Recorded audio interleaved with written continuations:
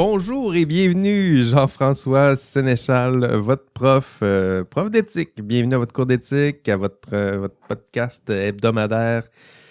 Bienvenue, on prend un café ensemble. J'ai le mien. Tiens, je vous le montre à l'écran. Très bon. Non, il n'est pas très bon. C'est un mauvais café d'une mauvaise machine à café ici à l'étage, mais c'était celui qui était le plus proche. Bienvenue à ce rendez-vous hebdomadaire où on regarde ensemble vos tâches que vous avez à faire cette semaine avec le module de la semaine. Et je suis cette semaine accompagné toujours en studio de Valérie qui est là. Bonjour Valérie. Bonjour Jean-François. Bonjour à tous. Prête à entamer ta correction et ton suivi des TP2? Oui, prête. As-tu libéré 200 heures à ton agenda? Je n'ai pas libéré 200 heures, là, mais je sais que d'habitude, ça va faire des conversations funky, des fois dans la nuit avec des étudiants. Là. Ça m'arrive de vous répondre. Ne soyez pas surpris. Là. Des fois, vers la fin, je comprends que vous êtes en retard. Fait que la fin de semaine, je sais pas ce que je fais. Hein. Des fois, le samedi soir, je suis en train de regarder des TP. Puis il y a des étudiants qui me répondent. Puis je fais comme, voilà. Non, Valérie, c'est surprenant. Là, elle avait un horaire particulier. Donc, c'est ça. Elle travaille beaucoup de soir. Donc, c'est pas rare qu'on reçoit un courriel ou on a une interaction, il est 2 heures du matin, puis pourquoi pas. Ben, c'est ça aussi, l'enseignement à distance. On ne vous répond pas toujours pendant le jour, mais des fois, on vous répond le soir, les fins de semaine. Des fois, je le fais avec mes étudiants. Parlant d'étudiants, ben merci à vous de rester engagés dans ce cours. Encore une fois, là, je vois les téléchargements de podcasts à chaque semaine. Je dirais qu'il y en a au moins une trentaine là, qui téléchargent le podcast. En classe, il y en a aussi à peu près une quarantaine là, qui se présentent en classe synchrone. Je dirais qu'on a un beau bloc là, de 50 étudiants bien engagés.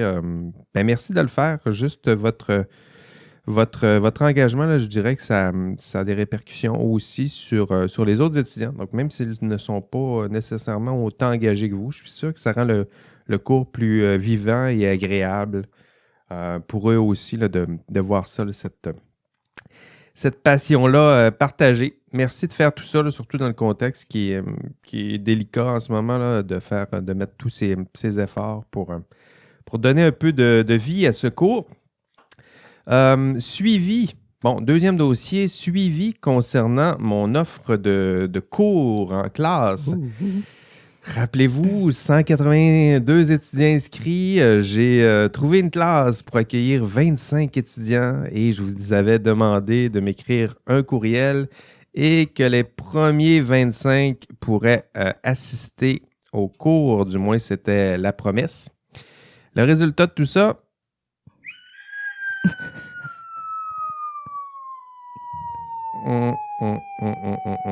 L'avez-vous entendu, là?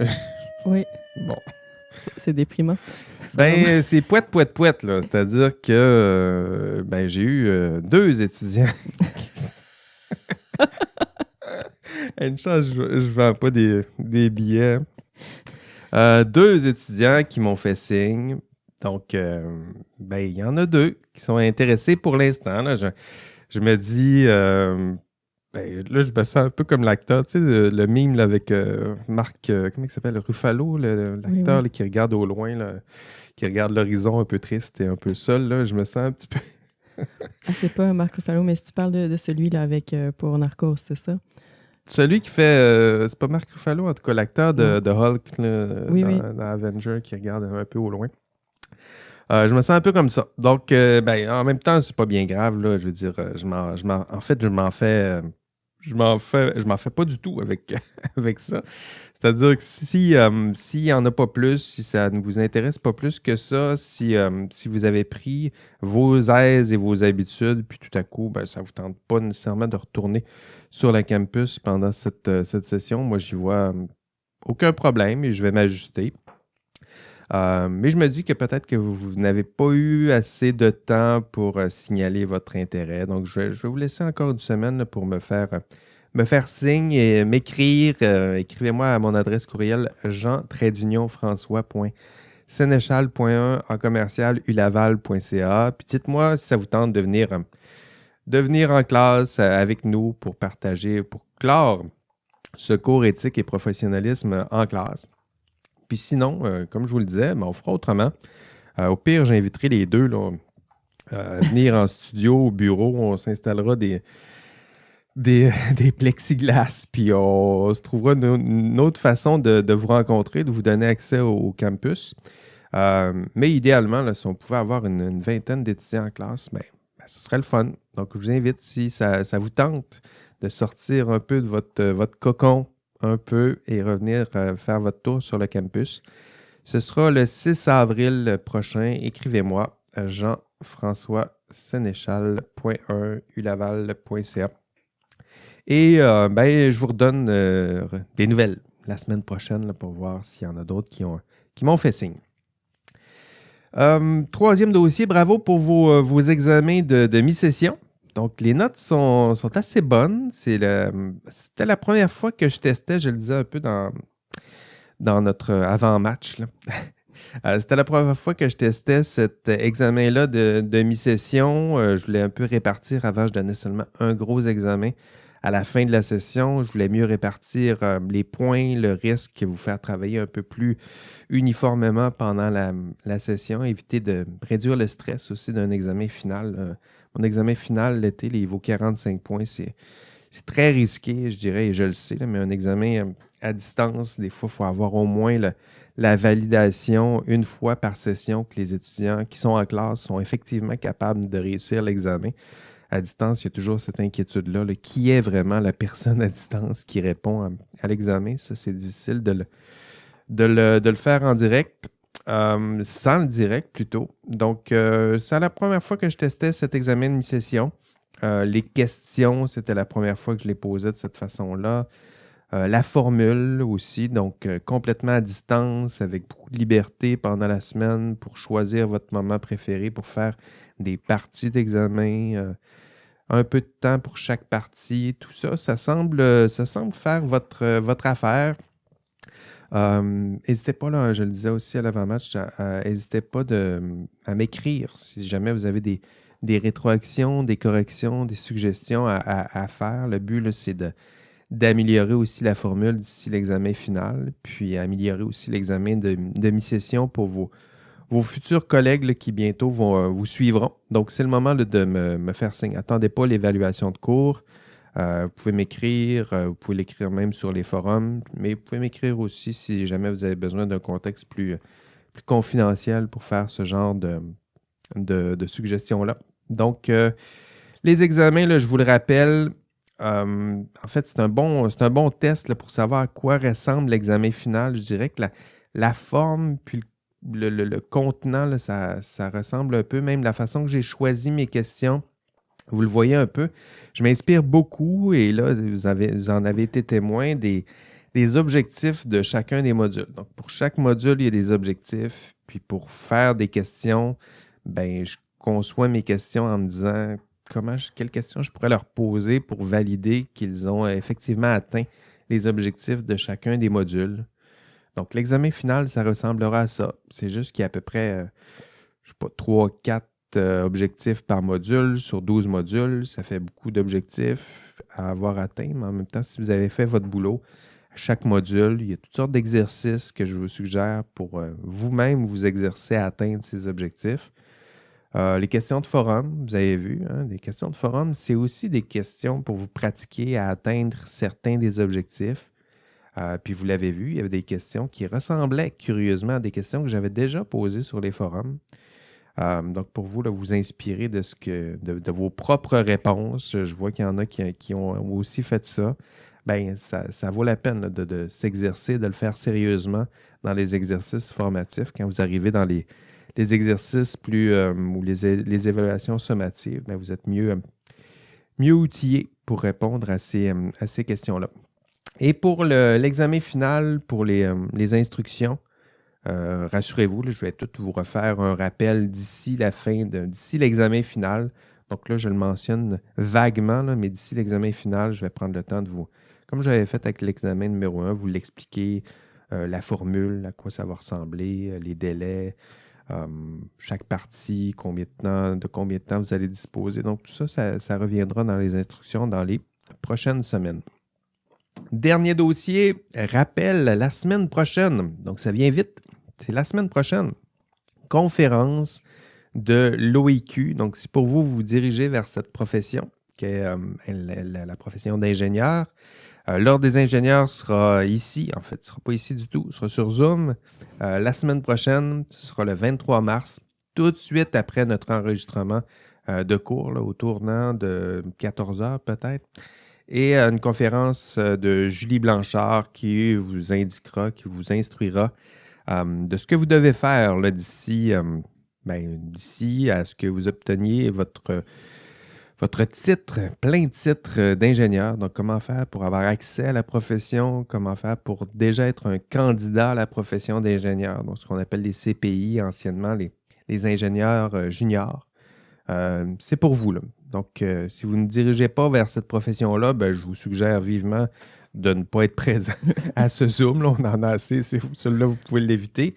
Mais si vous vous dirigez vers cette profession-là, si ce n'est pas maintenant, ce sera lors d'une session ultérieure, mais ce serait une bonne idée d'assister au moins une fois pendant votre formation à ce genre de présentation. OK. Aujourd'hui, nous allons aborder l'un des problèmes les plus communs, fréquents, dès qu'on parle d'éthique dans l'exercice de la profession. Il y a souvent, en fait, pas juste dans l'exercice de la profession, je dirais le monde du travail en général, ce problème revient systématiquement. En fait, il ne faisait même pas partie du contenu de cours lorsque j'ai repris le cours. Puis, à force d'avoir des TP1 là, qui impliquaient toujours une forme de conflit d'intérêts, ou de conflit de rôle, il faut voir. Maintenant, vous connaissez un peu vous faites les nuances, mais la question du conflit d'intérêts revenait systématiquement. Et donc, tranquillement, j'ai commencé à ajouter du contenu pour expliquer aux étudiants c'est quoi un conflit d'intérêts. Et tranquillement, c'est devenu un module complet, c'est-à-dire que si on veut vraiment faire le tour sérieusement et rigoureusement, étant donné que c'est très fréquent, puis ça mène à toutes sortes d'autres problèmes qui découlent des situations de conflit d'intérêts. J'ai pris la décision à l'époque de monter ce contenu, ce module, et c'est la tâche là, qui vous attend cette semaine, faire la lumière sur ce conflit d'intérêts, vous outiller pour mieux le définir, vous outiller pour mieux le résoudre. La question ressemble à quoi? En matière de conflit d'intérêts, mettons que, j'aime ça, commencer une question par ça, si vous travaillez pour un employeur, disons, et qu'un client, donc vous avez des interactions avec un client, votre client vous offre un petit cadeau. Êtes-vous en conflit d'intérêt? Point d'interrogation. Si vous acceptez ce cadeau, êtes-vous en conflit d'intérêt? Si vous acceptez 2 billets de hockey de 100 $ pendant, disons, 3 fois par année pendant 10 ans, est-ce que vous êtes en conflit d'intérêt? Donc, en fait, de façon un peu plus abstraite, là, vous me voyez venir, là, la question se pose de la façon suivante. Et si vous aviez à choisir, je pense que c'est là où vous allez trouver le cœur du conflit d'intérêts, si vous aviez à choisir entre, d'une part, vos intérêts personnels. Donc, les intérêts personnels, ça peut être les intérêts de vous, mais aussi de vos proches, vos parents, vos amis, vos alliés, votre gang, votre clan, nommez-le là, comme vous voulez, là, mais votre intérêt personnel, ça peut s'étendre assez loin. Et donc, choisir entre ça, votre intérêt personnel, et deux, choisir d'autres intérêts qui, eux, sont associés peut-être à votre profession ou des intérêts qui sont associés à l'exercice de votre rôle chez votre employeur, de votre exercice de votre rôle en tant que professionnel. D'autres intérêts, là, ça peut être protection du public, paix sociale, santé publique. Donc, si vous avez à choisir entre votre intérêt personnel et ces autres intérêts, que choisiriez-vous? Et poser cette question-là, c'est poser la question du conflit d'intérêts. Les intérêts en question, là, c'est exactement ça. Les intérêts personnels d'une part et d'autre part, les intérêts qui sont davantage liés à l'exercice de votre rôle. Et concernant les billets de hockey, vous allez refuser, évidemment. ou pas. Parce que ça aussi, ça fait partie de l'enjeu du conflit d'intérêts. Ben, idéalement, on est capable de connaître c'est quoi un conflit d'intérêts. Idéalement, on est capable de savoir comment on serait capable de résoudre un conflit d'intérêts. Mais concrètement, choisir de privilégier les intérêts autres au détriment de ses propres intérêts personnels, c'est un défi important et on y reviendra. En fait, si avez-vous déjà peut-être, même je le vois des fois là, sur les témoignages des étudiants, avez-vous déjà eu à résoudre ou à répondre à ce genre de dilemme? Êtes-vous capable, je pense que c'est ça la question, êtes-vous capable de sacrifier vos propres intérêts personnels au profit des intérêts autres? Et si vous nous posez cette question-là, puis vous pensez qu'elle est abstraite, ben moi je vous invite à réfléchir au contexte COVID, par exemple, qui est très intéressant pour réfléchir au conflit d'intérêts. En fait, chaque jour, on a à faire toutes sortes de choix et vous avez souvent à choisir votre intérêt personnel. Mes activités, mes amis, mes proches, coller, oui, peut-être mes amis, partir, une rencontre, pourquoi pas dévier un peu des règles. Ou deux, l'intérêt public, la santé publique. Hein, pour vous, c'est une belle pratique quotidienne depuis maintenant 1 an, là. Voir comment vous réagissez, à quel point vous êtes prêt à sacrifier vos propres intérêts personnels au profit de l'intérêt public. Quel genre de décision, posez-vous la question, quel genre de décision avez-vous tendance à prendre face à un tel contexte? Est-ce que vous choisissez votre intérêt personnel pour toutes sortes de bonnes et moins bonnes raisons? Ça arrive. Ou l'intérêt public? Et si vous faites ce choix, mais vous avez aussi au plus profond de vous ce sentiment d'injustice lorsque vous voyez plusieurs autres personnes choisir leurs propres intérêts personnels. Donc, le conflit d'intérêts, il est là, entre cette tension entre l'intérêt personnel et l'intérêt public, je dirais. Est-ce que c'est un hasard si à chaque fois que vous avez ce genre de décision difficile, vous avez tendance à prendre une décision qui favorise votre propre intérêt personnel? Non. Ce n'est pas un hasard, je dirais que c'est même très commun. Typiquement, on a tendance à choisir notre propre intérêt personnel. Et si vous posez la question, je ne sais pas, les gyms viennent de réouvrir cette semaine. Là.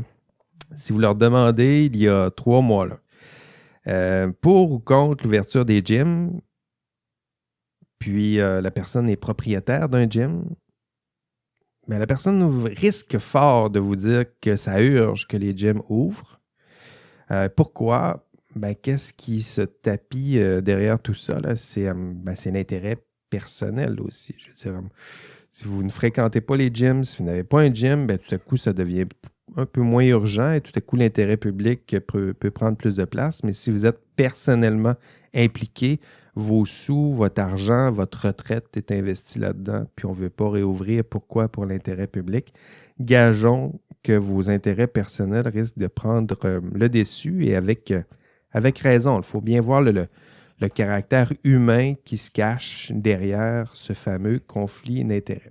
Mais la question là, est toujours la même. Dans quelle mesure êtes-vous prêt à prioriser l'intérêt public et parfois au détriment de vos propres intérêts personnels?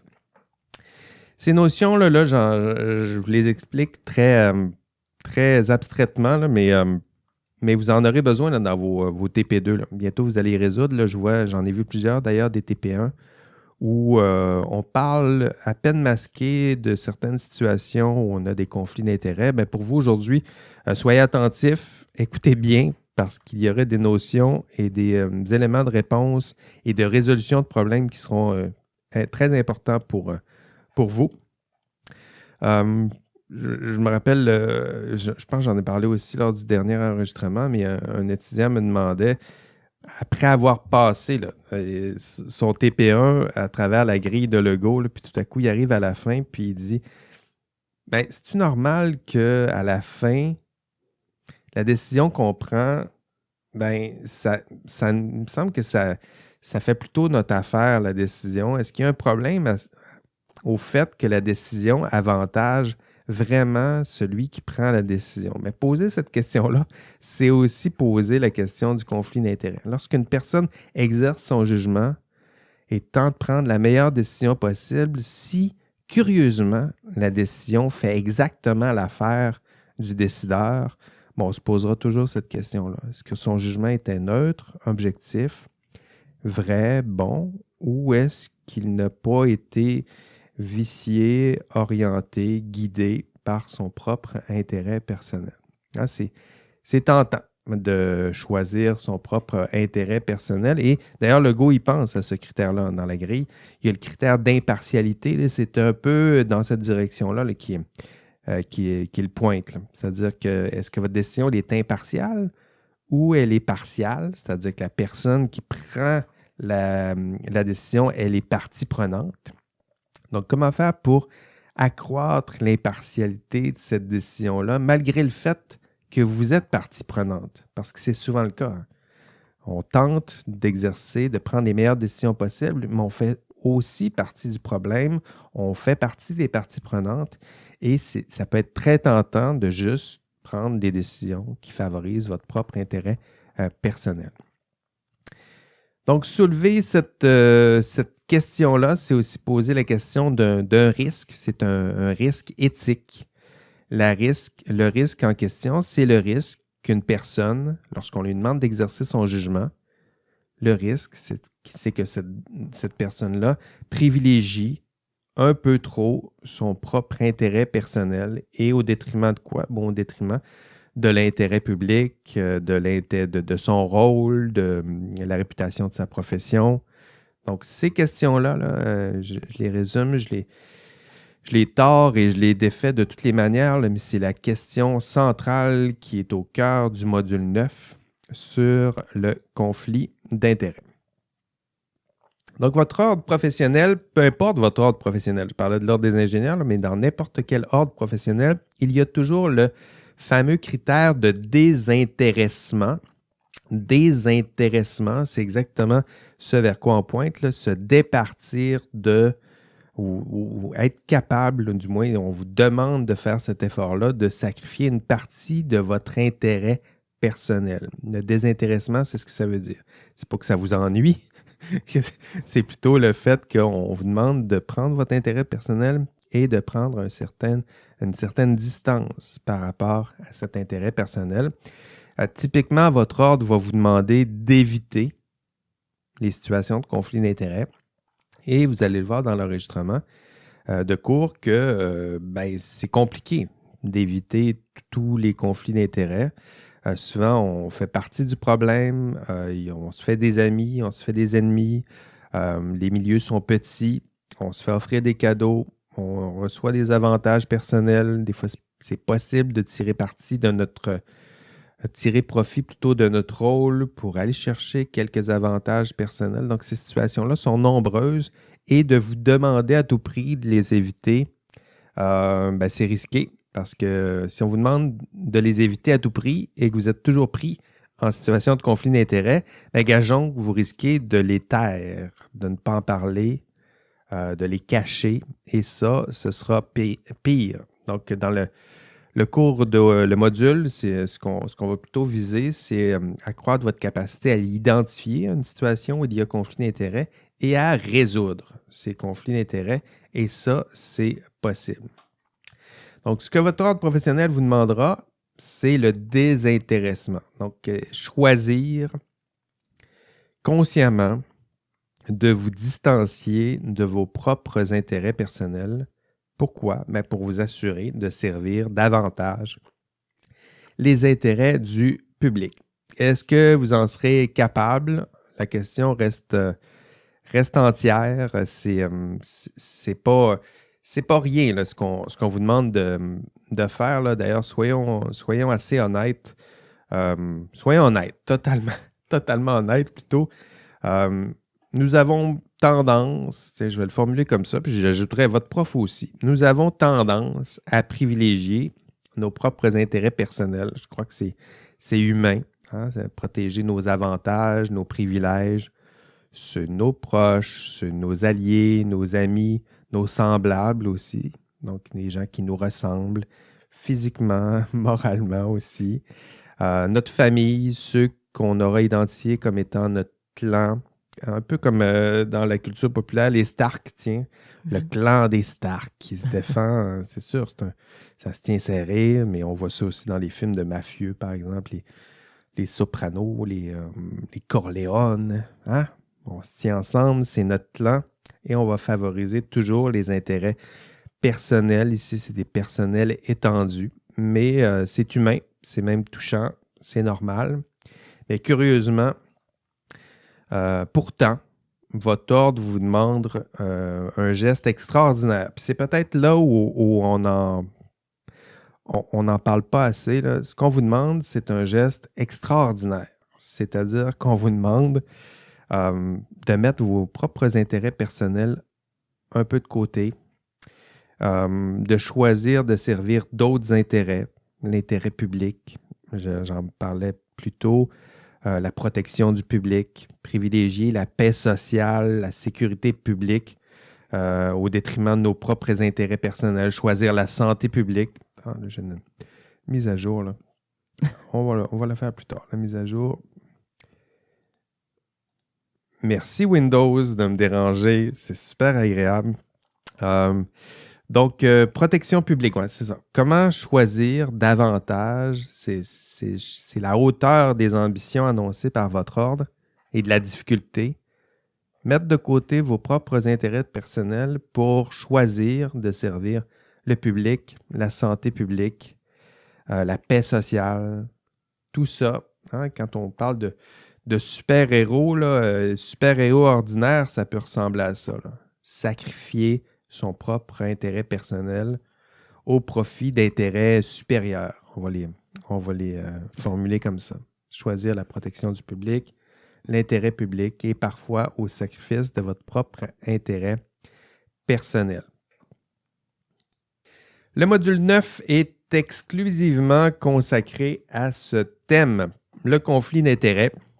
Le conflit d'intérêts, je vous le disais là, en entame, extrêmement fréquent dans l'exercice du travail, malheureusement souvent très mal compris. Téléphone en même temps. Vous avez entendu mon téléphone, donc quelqu'un m'appelait en ce moment. Donc, on le salue, c'était mon garçon, je le rappellerai plus tard. Ce que je disais, où en étais-je? Tu parlais du cours exclusivement sur le conflit d'intérêts. Voilà. Le module 9, exclusivement consacré au conflit d'intérêts, extrêmement fréquent dans l'exercice de la profession et malheureusement souvent très mal compris et souvent, trop souvent, mal géré. D'où le fait de l'aborder dans ce cours pour déjà vous pratiquer un peu. Ça sert aussi, là, ça, un contexte universitaire, vous pratiquez à résoudre des problèmes que vous allez bientôt rencontrer. Donc, les objectifs de ce module sont, il y en a deux. D'abord, être capable de reconnaître le conflit d'intérêts.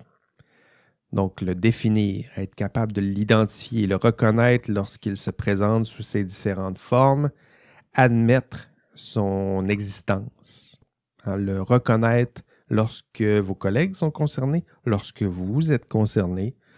C'est peut-être la plus grande des difficultés. La plupart de ceux et celles qui vous entoureront n'auront malheureusement pas toujours une définition ferme de ce qu'est un conflit d'intérêts. Donc, ils ne savent pas exactement c'est quoi. Ils savent qu'il y a un problème. Ils ne savent pas exactement c'est quoi. Puis dès lors qu'on parle de conflit d'intérêts, tu n'es pas en conflit d'intérêts? Non. Ben non. Ça, ils le savent qu'il ne faut pas. Ça, ils le savent. Mais en même temps, ils ne savent pas exactement c'est quoi. Donc, le réflexe, c'est un peu ça. Il n'y a pas de conflit d'intérêts. Il n'y a rien. Puis on le tasse et on tasse le problème. Et quelle est la manière, n'est-ce pas une très belle manière de résoudre un problème que de le repousser en dessous du tapis? Donc non, d'abord le reconnaître. Pour le reconnaître, il faut savoir c'est quoi un conflit d'intérêts. Pour savoir c'est quoi un conflit d'intérêts, ça prend une définition claire. Dans le cours, là, je vous ai préparé une définition là, d'un juriste qui a écrit là-dessus, qui prend le temps de cerner c'est quoi exactement un conflit d'intérêts. Et éventuellement, vous pourrez dire, avec cette définition-là, non, il n'y a pas de conflit d'intérêts parce que la situation ne correspond pas à la définition de conflit d'intérêts. Ça, c'est une belle démonstration. Mhm. Ou deux, oui, effectivement, il y a un conflit d'intérêts parce que ça répond à la définition de conflit d'intérêts. Puis tu sais quoi, c'est pas si grave parce qu'on va le gérer. Et ça, on y reviendra un peu plus tard, mais il y a des façons de gérer des conflits d'intérêts. Si on ne peut pas les éviter à tout prix, il faut au moins avoir des pistes de solutions pour le gérer et agir prudemment parce qu'après tout, là, on le verra dans l'enregistrement de cours, c'est une situation de risque. Et une situation de risque, ça se gère, c'est de la gestion de risque et ça se gère. La définition dans le module 9, nous verrons celle proposée par Davis. Donc, c'est Michael Davis qui est un juriste.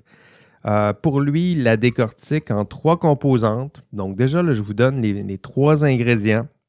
Et à la fin de notre enregistrement d'aujourd'hui, là, de ce podcast, vous serez capable d'identifier les conflits d'intérêts autour de vous.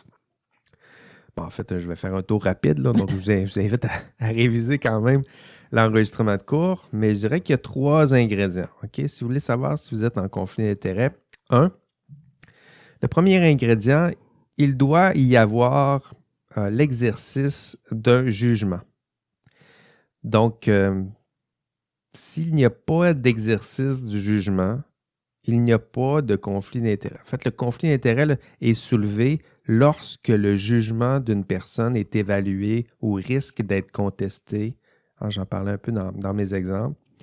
Est-ce que vous êtes, si vous vous demandez est-ce que je suis en conflit d'intérêt en ce moment avec une situation que vous avez en tête, est-ce que vous êtes en train d'exercer un jugement? Allez-vous bientôt exercer votre jugement? Est-ce que votre rôle systématiquement vous demande d'exercer un jugement? Je vous le dis, là, dans l'exercice de la profession, le jugement professionnel, il est là, il est central. Donc, typiquement, on vous confie des tâches, notamment des tâches où vous devez exercer un jugement professionnel. Pour ceux et celles là, qui ont oublié cette définition-là, là, vous irez voir c'était quoi? C'était au module 7, je pense qu'on a vu ça. Là, donc, la définition du jugement. Donc, c'est quoi? Une tâche délicate où, rappelons-le, vous tentez de prédiquer, rappelez-vous, ce qu'est le vrai, le juste, ce qui est bon, ce qui est bien. Et dans l'exercice de votre profession, vous aurez souvent à vous prononcer en cette matière. C'est vrai, c'est juste, c'est bon, c'est tout à fait ça, la bonne décision à prendre dans tel contexte. Donc, votre jugement est constamment sollicité. D'où l'importance d'être capable de reconnaître où votre jugement risque d'être influencé à tort par une situation de conflit d'intérêts. Je pense que c'est ça qui est central. Mais premier ingrédient, donc, l'exercice du jugement. Le deuxième, c'est la confiance. C'est central aussi autour du conflit d'intérêts. À quelque part, oui, vous exercez votre jugement, mais dans l'équation, il y a une personne qui vous fait confiance pour exercer un jugement à sa place. Les professionnels, on a souvent recours aux professionnels. Pourquoi? Parce que nous n'en avons pas les compétences, l'expérience. On va demander un avis professionnel, puis tout à coup, cette personne-là va exercer un jugement. On revient à l'énoncé numéro 1, et on lui fait confiance. Et c'est cette relation-là de confiance qui peut s'effriter, être brisée, qui peut se perdre. Mais typiquement, le client a confiance en vous, votre patron a confiance en vous, le public a confiance envers votre jugement. Donc, si on vous demande, 1, d'exercer un jugement et 2, que l'exercice de ce jugement se fait dans une relation de confiance, on a 2 ingrédients importants pour un conflit d'intérêts. Et je dirais que dans l'exercice de votre profession, les 2 sont souvent quasiment là d'emblée. Vous exercez un jugement très délicat, très d'expert, je dirais, donc qui nécessite des années d'expérience et de savoir. Le public a une grande confiance envers ce jugement. Et 3, mais le troisième ingrédient, ça s'appelle conflit d'intérêts. Vous le voyez arriver, c'est cet intérêt personnel.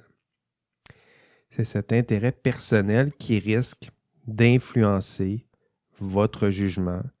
Et s'ils influencent à tort votre jugement, c'est la confiance du public qu'on risque de perdre. Donc, c'est un intérêt personnel qui est en conflit avec les intérêts professionnels ou d'autres intérêts là, qui sont liés à votre rôle. Donc, 3 ingrédients. Et ils sont là. Exercice du jugement. La personne est en train ou se prépare à exercer un jugement. 2, une personne ou une partie vous fait confiance pour exercer ce jugement. Et 3, un intérêt, ici ajoutons personnel, risque d'influencer à tort l'exercice de ce jugement. Donc, si vous observez une situation et vous avez ces 3 ingrédients, eh bien, vous avez un conflit désolé, mais vous avez un conflit d'intérêt, puis il va falloir le gérer. Donc, vous ne pourrez pas dire à partir de là, c'est seulement des apparences de conflit d'intérêt, puis pas vraiment. Ben oui. Il y a un conflit d'intérêt ici, là. Tu vois bien que tu as un intérêt personnel qui risque d'influencer ton jugement. Puis moi, je fais confiance à ton jugement, tu fais confiance à ton jugement, mais je pense que ton intérêt personnel risque d'influencer à tort ton jugement. Tu es en conflit d'intérêt. OK? C'est comme ça que ça se formule. Et c'est pas grave d'admettre ce genre de situation-là. C'est comme si vous admettiez qu'il y a effectivement un risque que votre jugement soit influencé. Et le geste suivant, c'est de gérer ce risque prudemment. On y arrive. Donc, 3 ingrédients. Et si vous êtes capable de les identifier, vous êtes capable de vous en servir pour reconnaître une situation de conflit d'intérêt. Et pouvez-vous vous contenter seulement de dire « Ouais, il y a conflit d'intérêt », ben non, il faut, une fois qu'on a dit ça, il faut le gérer. Des fois, c'est peut-être pour ça que les gens le nient, ça ne leur tente pas de gérer prudemment ou ils n'ont pas les ressources peut-être et l'accompagnement pour gérer prudemment ces situations-là. Mais typiquement, si vous reconnaissez une situation de conflit d'intérêt, le découlant nécessaire de tout ça, c'est de le gérer prudemment. Je me rappelle, j'avais une amie qui travaillait dans... non, je ne la nommerai pas là où elle travaillait, mais elle avait à gérer des situations de conflit d'intérêt ou elle avait à gérer des déclarations de conflit d'intérêt. Ça, c'est une façon typique dans les institutions de gérer des conflits d'intérêts. On va déclarer nos intérêts en conflit. Dans le fond, ce qu'on déclare, c'est nos intérêts personnels qui risquent d'influencer l'exercice de notre jugement. On ne le formule pas exactement comme ça, mais c'est un peu le cas. Puis, on remplit des déclarations d'intérêt. C'est souvent comme ça qu'on les nomme. Et ben moi, je lui demandais, qu'est-ce que vous faites avec ces déclarations-là? Puis là, elle me disait, on les reçoit, puis on les traite. Là. Ben oui, justement, mais vous les traitez comment? On les garde, puis on les met dans un classeur, là, puis on s'assure de maintenir que ça soit su et connu. Là. Puis voilà. Puis vous me voyez venir là, parce que vous voyez les sous-entendus que je fais. Mais on n'a pas terminé cette conversation-là. C'était une discussion très informelle, mais dans ma tête, je me disais, ben oui, mais il faut les résoudre aussi. Oui. Ces conflits d'intérêts. Tu es en train de me dire qu'il y a plusieurs personnes qui ont des intérêts personnels qui peuvent influencer l'exercice de leur jugement.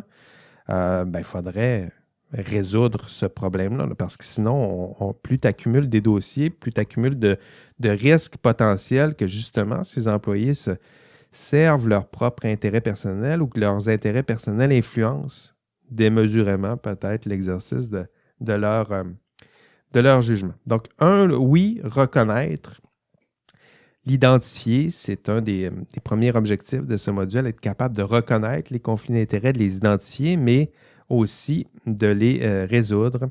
Et ça s'en vient. Donc, dans l'enregistrement de cours, j'explique plusieurs pistes de solutions.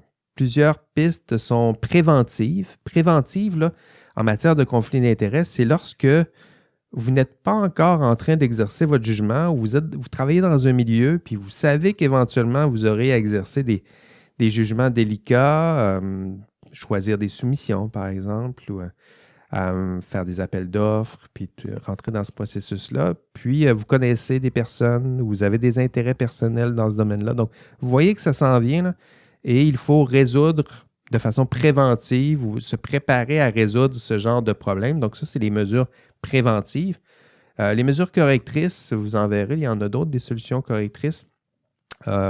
C'est des solutions où vous êtes carrément en situation de conflit d'intérêts. Si on reprend l'exemple de choisir des soumissions, bien, vous avez 5 soumissions devant vous, puis la soumission numéro 4, bien, c'est un ami. Ben là, ça exige des solutions correctrices et ça urge parce que les solutions préventives ont mal été gérées. Donc là, il faut corriger à tout prix le problème. Donc ça, c'est un peu comme ça qu'on fait les nuances en matière de prévention et de correction. Parmi les différentes solutions qui vous sont proposées pour résoudre un conflit d'intérêts, il y a le typique éviter le conflit d'intérêts. Je le mentionne parce que vos ordres vous mentionnent d'éviter le conflit d'intérêts, mais vous le verrez dans l'enregistrement de cours, là, éviter à ce point-là un problème alors que la plupart des gens sont incapables d'éviter tous les conflits d'intérêts, c'est un peu improductif, là, c'est-à-dire qu'on vous demande d'éviter une situation de risque qui, de toute manière, risque de se produire.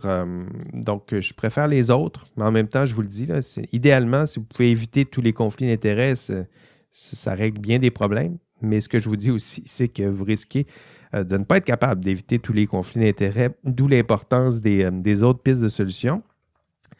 Parmi les autres pistes de solutions, divulguer. Donc, je l'ai déjà dit, divulguer, c'est un très bon début. Ce n'est pas la fin, mais c'est là que ça commence.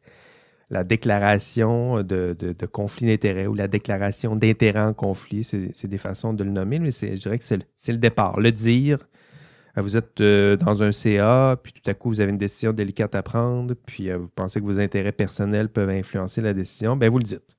Je pense que je suis en conflit d'intérêts ici. Là. Dire ça, c'est dire, je pense que mon jugement n'est pas tout à fait objectif ici. 3, délester. Le délestage, c'est une façon de vous départir d'intérêts personnels qui peuvent influencer l'exercice de votre rôle. Ça peut prendre toutes sortes de formes. Dans certains milieux, c'est, par exemple, il y en a qui ont des actions en valeur mobilière qui peuvent influencer, donc se débarrasser de ça, se défaire d'une relation personnelle dans votre milieu de travail qui peut, je pense aux relations amoureuses, par exemple, c'est une belle façon d'éviter les conflits d'intérêts. Mettre fin à une relation qui est délicate, éviter les relations qui sont délicates. Donc ça fait partie du délestage. Déléguer. Donc, si vous pensez que votre jugement peut être biaisé, c'est la 4e, déléguer. Vous pensez que votre jugement peut être à tort influencé par vos intérêts personnels, bien, vous pouvez déléguer l'exercice de votre jugement, confier l'exercice du jugement à un père en disant tu sais quoi, le contrat ici, là, l'appel d'offres qu'on a fait parmi les soumissionnaires, moi, je suis en conflit d'intérêts, là, fait que je vais te laisser l'exercice du jugement ici. Il ne formulera pas comme ça, mais il va dire je vais te laisser prendre la décision. Là, moi, je suis en conflit d'intérêts. Donc, déléguer, c'est un peu à ce titre. Supervision. Audit. Donc, ça fait partie des autres. On est rendu à 5. C'est-à-dire que lorsque vous êtes en situation de conflit d'intérêts, vous pouvez aussi créer des comités qui surveillent, justement, s'assurer que ceux et celles qui participent à la prise de décision n'ont pas d'intérêt en conflit ou que leurs intérêts personnels réciproques n'influencent pas trop la décision qui sera prise. Donc, un comité là, de supervision, d'observation, d'audit, ça fait partie des solutions peut-être un peu plus complexes là, qu'on peut mettre en place pour résoudre des conflits d'intérêts. Et d'autres solutions, sanctions, ça en fait partie là, pour résoudre quand on voit que les autres méthodes n'ont pas fonctionné, sanctionner les fautifs, là, c'est-à-dire sanctionner ceux et celles, puis que ça soit su et connu aussi. Donc, sanctionner ceux et celles qui se servent de leur statut, de leur rôle, de leur pouvoir pour servir leurs propres intérêts personnels, qui laissent leur jugement être influencés démesurément parce qu'ils ont des intérêts personnels. Ils servent constamment leurs propres intérêts personnels. Donc voilà, des solutions. Il y en a plein. Je dirais que le défi pour vous, c'est de reconnaître un conflit d'intérêts puis je le vois aussi dans vos TP1, là, souvent, une fois que vous avez affirmé qu'il y a un conflit d'intérêts et reconnu, ben les pistes de solution, je vous en donne quelques-unes, mais typiquement, vous êtes bon pour résoudre les problèmes. Le problème que vous avez, c'est que vous avez de la difficulté à reconnaître qu'il y a un problème. Ça, c'est une difficulté supérieure, là. Reconnaître que la situation complexe et délicate là, qui est devant vous, il y a un conflit d'intérêts. Puis une fois que vous avez dit, ah oui, c'est effectivement, il y a un conflit d'intérêts parce que il y a les 3 ingrédients que mon prof m'a mentionnés, on est capable de le résoudre. Puis il y a toutes sortes de pistes de solutions pour gérer tout ça prudemment. Puis il y en a vraiment plus qu'on le pense, là, je te coupe, mais il y a toujours plus de conflits d'intérêts qu'on pense, puis tant qu'on les nomme Il y en a-tu à l'université? Mais non. Je sais pas de quoi tu veux parler. Moi, j'allais dire, sont à peu près gérés comme ceux que tu as mentionnés. Là. Il y a sûrement un fichier où c'est écrit, voici un conflit d'intérêts, puis ils sont mis là. Oui, c'est ça, la déclaration des intérêts en conflit. Ça me fait rire. Tu sais, j'ai une anecdote. Il y avait au début, quand l'Université Laval avait mis en place ces formulaires-là de déclaration des intérêts, c'était très mal vu parce que les professeurs ne voulaient pas nécessairement dire qu'il y avait des intérêts en conflit pour les raisons que je vous mentionnais un peu plus tôt. Puis je me rappelle qu'il y avait un professeur qui, lui, voulant bien faire, a rempli les papiers, puis il a soumis ces papiers-là, mais c'est des papiers quand même publics, tu déclares tes intérêts. Puis il y avait un journaliste ici à l'université qui avait trouvé ces documents-là, puis il avait fait un article sur ce seul chercheur-là qui avait déclaré qu'il y avait des intérêts en conflit. Il y en a peut-être des centaines à l'université, mais lui, il avait dit « j'ai peut-être un peu... C'est quoi la fable de La Fontaine, c'est lequel? C'est l'âne qui prennent... Bon, je connais mal mes classiques de... Je sais pas lequel tu vises, là. C'est quoi? C'est les animaux malades de la peste, je pense. Bon, va falloir que je les relise, là, mais il y en a un des animaux qui dit « Ah, peut-être que moi, là, j'ai fait une petite gaffe ici. » Puis tout le monde fait « Ah, c'est ça, haro sur le baudet, c'est de là que ça vient. » Oh, on en a trouvé un coupable. Puis c'est exactement ce qui se passait avec le pauvre chercheur en question qui a dit « Peut-être que moi, j'ai des intérêts en conflit. » Puis l'article en question du journaliste avait dit « Effectivement, on a trouvé un chercheur qui était en conflit d'intérêts. » Puis tout à coup, tout le monde s'est mis à le pointer alors que le pauvre avait juste dit « Ben oui, c'est vrai, je pense que j'ai des intérêts qui sont problématiques, puis je vous le dis. » Voilà, ça, c'est mon anecdote, mais c'est pas toujours bien géré, y compris à l'université. On salue nos collègues ici au vice-rectorat, à la recherche, à la création et à l'innovation. Oui, la question serait plus de trouver les chercheurs qui n'ont pas de conflit d'intérêt, au contraire. Voilà, c'est ça. Il doit en avoir un peut-être. Il y en a souvent, mais le problème, ça revient à ce qu'on discutait, là, c'est il y a de la difficulté à le reconnaître, alors que vous voyez, les pistes de solutions, il y en a plein. C'est juste de le reconnaître, de le déclarer, puis de les résoudre. Comment faire pour préserver ce jugement extrêmement délicat qui est celui d'un chercheur là, qui se prononce sur la vérité puis sur laquelle on va s'appuyer éventuellement. Lorsqu'un chercheur dit ça, c'est un fait, je l'ai démontré. Alors, on ne veut surtout pas qu'on se mette à questionner le jugement du chercheur en question parce qu'il y a des intérêts en conflit, là. Parce qu'à la fin, il y a notre autre ingrédient, la confiance. Là. Ben, cette confiance-là risque de s'effriter envers les chercheurs. Puis si cette confiance-là meurt, il ne restera plus grand-chose là, dans notre débat sur les fake news et tout ça. Il faut que la confiance envers la science nous laisse tomber. Il ne reste plus grand-chose en dessous. Donc, vous voyez le type d'enjeu. Mais, voilà, ces questions-là, ultimement, vous le voyez, la question du conflit d'intérêts, ça nous rappelle que nous sommes tous, y compris les chercheurs ici, nous sommes tous humains. Nous avons cette tendance naturelle à parfois privilégier nos propres intérêts personnels. C'est normal, mais on le voit, là, cette tendance plutôt naturelle est accompagnée d'un risque important, notamment pour vous dans l'exercice de la profession. Et le risque, c'est de voir des professionnels privilégier, donc se servir de leur rôle et de leur pouvoir pour privilégier leurs propres intérêts personnels. On ne veut pas ça. Hein? Donc, nous devons collectivement, les ordres professionnels servent un peu à ça, vos codes de déontologie professionnelle servent un peu à ça, vous motiver entre vous, vous donner des contraintes, des lois, des règles pour faire en sorte d'accroître cette pression-là là, pour que vous soyez capable, on vous met en place des structures pour que vous soyez capable de faire ce geste impossible est de privilégier l'intérêt public au détriment de votre propre intérêt personnel. Donc, la pire des gestions du risque, là, on l'a vu, là, c'est de nier l'existence de ce risque. Et pourtant, ça arrive avec le conflit d'intérêts. Vous irez voir dans le cours, il y a un extrait là, de la commission Charbonneau. Puis c'est pathétique. Là. C'est-à-dire qu'on voit une personne qui a reçu des milliers de dollars en cadeau, qui accepte des centaines de dîners au restaurant, qui accepte des voyages de golf, un voyage dans le sud même, sur un beau bateau, puis qui pourtant va nier que son jugement peut être biaisé.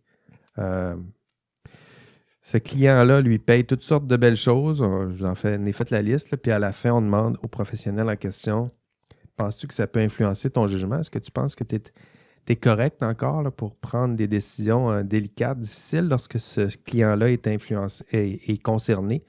Puis sa réponse, c'est ben oui, moi je suis un être rationnel, je suis capable de faire la part des choses. Ben oui, voilà. C'est justement. Personne ne fait confiance à son jugement, mais malheureusement, tout le monde autour n'a plus confiance en ce jugement.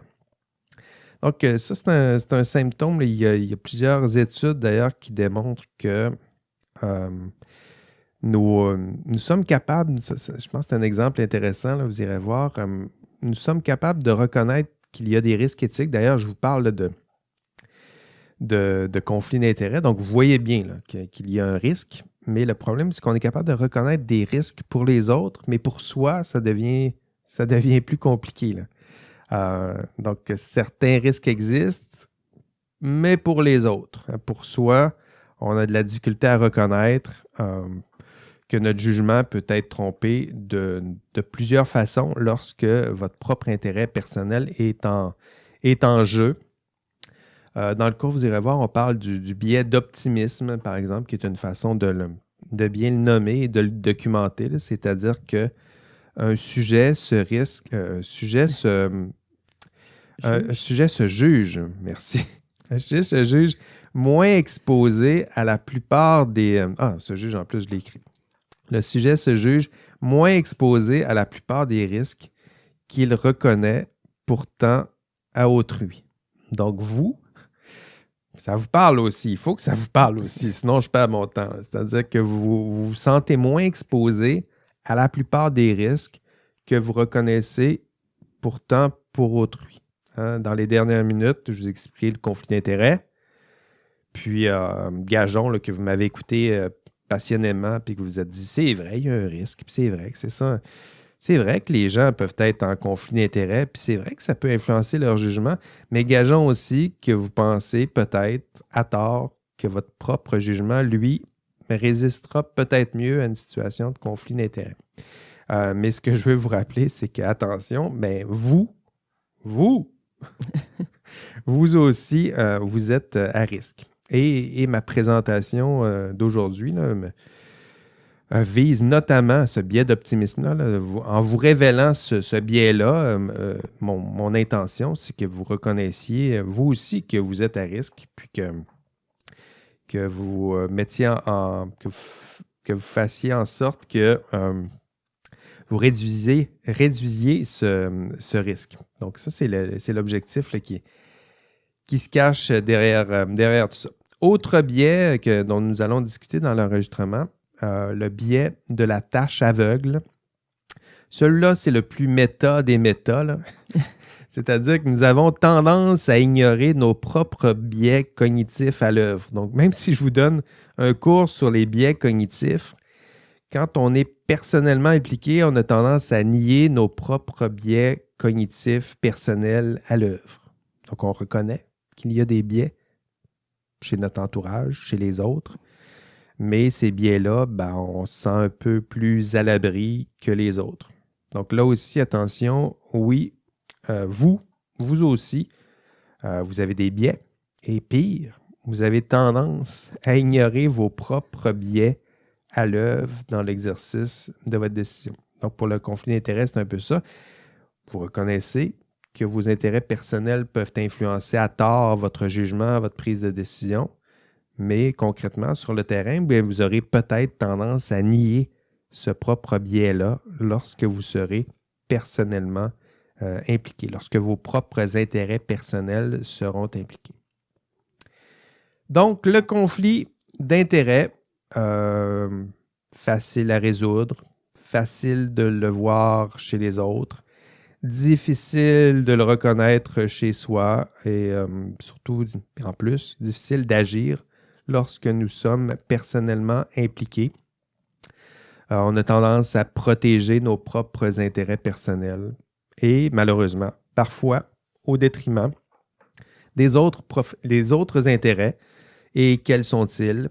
Ben, encore une fois, au détriment de quoi? Au détriment de la protection du public, de la paix sociale, santé, sécurité publique. Or, dans l'exercice de votre profession, on vous demande l'impossible. Non, si c'était impossible, on vous le demanderait pas. Mais on vous demande une tâche difficile et sacrificielle. Sacrifier donc votre propre intérêt personnel. C'est un geste contre-intuitif. Ce n'est pas un geste naturel. Et la morale, des fois, s'inscrit aussi dans ce sens. S'éloigner un peu des gestes qui seraient naturels, simples à poser. On vous demande quelque chose de difficile. Donc, des questions importantes, vous le voyez, là, qui dépassent peut-être votre propre pouvoir individuel. C'est possible. Donc, d'où l'importance de créer autour de vous des institutions, des structures, une organisation, des règles qui vous permettront de faire plus aisément ce sacrifice. Hein, si on vous dit allez éviter tous les conflits d'intérêts, puis c'est impossible, on ne vous aide pas. Mais si on vous dit vous devez éviter tous les conflits d'intérêts, et si vous n'êtes pas capable, voilà à quoi ça ressemble, voilà des outils pour le reconnaître, voilà comment vous devez le gérer, et on vous demande ça. Et on vous donne, je ne sais pas, quel type d'outils structurels vous avez besoin pour que ça soit plus facile pour vous de choisir l'intérêt public au détriment de votre intérêt personnel. Je pense que c'est peut-être la question plus systémique qu'on peut se demander. De quoi avez-vous besoin? Est-ce qu'il faut vous donner un bon salaire, de bonnes conditions, un rôle, de la reconnaissance? De quoi avez-vous besoin pour être capable de faire ce geste délicat et difficile qu'est celui de sacrifier votre propre intérêt personnel au profit de l'intérêt public?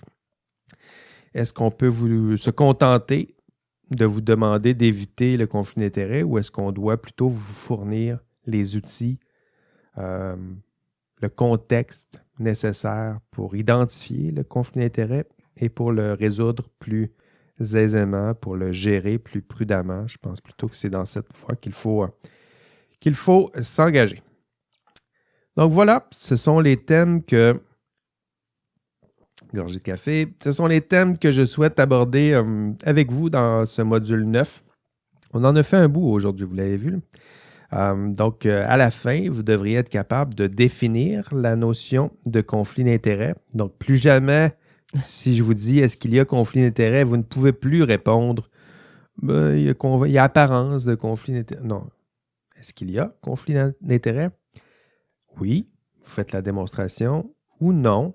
Et vous faites la démonstration, puis à ce moment-là, on conclura qu'il n'y avait qu'apparence parce qu'on a démontré qu'il n'y a pas de conflit d'intérêt. Donc, c'est dans cet ordre-là qu'il faut faire les choses. Et 2, être capable de résoudre des situations de conflit d'intérêt. Je vous ai donné plusieurs pistes de solutions, proposer différentes solutions de gestion d'une situation de conflit d'intérêt. Et tout ça, vous en êtes capable si, au préalable, vous avez bien identifié ou reconnu les situations de conflit d'intérêt. Attention, dernier rappel, le 11 avril, le TP2, ce sera à remettre, c'est dans 25 jours. Faites votre calcul de fin de semaine, je ne le ferai plus. Mais il vous reste seulement 25 jours pour produire ce TP2. Et ce sera tout pour cette semaine. Donc, excellente semaine. On ne lâche pas. Le printemps printemps tarde, mais il sera là dans quelques jours et quelques semaines de travail pour faire ce TP2. Si je peux vous aider, si Valérie et moi pouvons vous aider, n'hésitez pas à nous faire signe, à nous envoyer un courriel, à nous faire signe sur vos équipes Teams et on bondira dans vos travaux pratiques. Peu importe l'heure, d'ailleurs, nous disait Valérie. Oui, ça dépend. Des fois aussi, j'adore. Oui, tu peux te garder des heures pour dormir. Donc, merci Valérie de m'avoir accompagné encore une fois cette semaine. Merci encore à vous tous. Au revoir. On se voit la semaine prochaine. Et d'ici là, prenez soin de vous. Prenez soin de vos proches. Allez, bye bye.